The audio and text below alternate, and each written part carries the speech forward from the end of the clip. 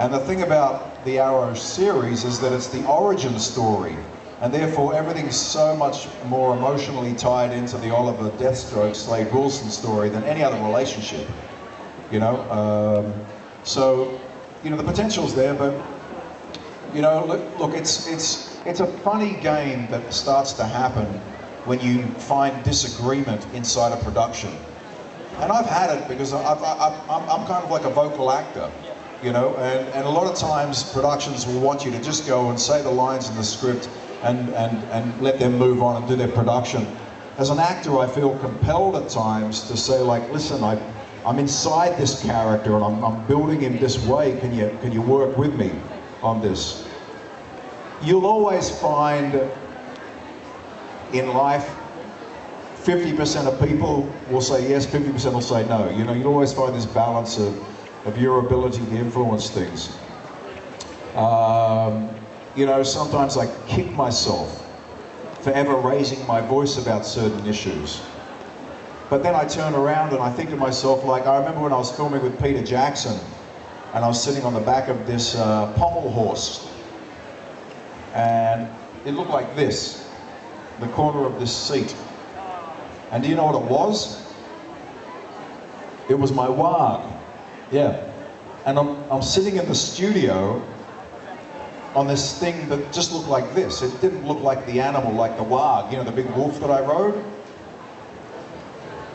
And we're about to shoot a scene. The scene we were going to shoot, who saw The Hobbit? Have you seen The So Hobbit? I just want to get you all into this moment. It's a very good ride. So, you know the final scene of the first movie where Gandalf and Thorin and all the guys are up the trees and Azog rides down on his wag and they look up and they're up in the tree and they start throwing all those fiery pine cones and then the eagles come through and carry them away. So for some reason we were filming that scene as one of the first scenes we were going to shoot. And I was on this pommel horse with absolutely no instinctual feeling of being on a giant wag. And Peter was going, okay, we're going to film you, now we're going to ride down to the trees and you're going to find Thorin and that, and you're going to say to all the orcs around you, "Kunden easy, kunden ash," which means, can you smell their fear? Now, to backtrack just a little bit, when I got rung up to play Azog, I got called 5 days before they wanted me to be down there at the studio to start filming. And I was still filming Spartacus, and I had no idea really how to play this giant orc. So the night before I went into filming, I got out Jaws and The Empire Strikes Back.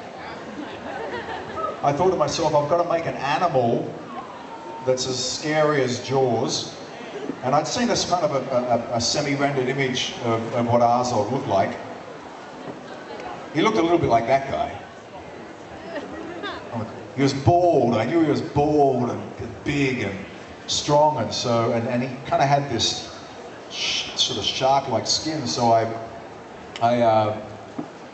thought about the movie Jaws, and Jaws. The good thing about Jaws was that you never, and I read the story about the making of Jaws, is that the more that they limited your ability to see the shark, the scarier it became that it was there.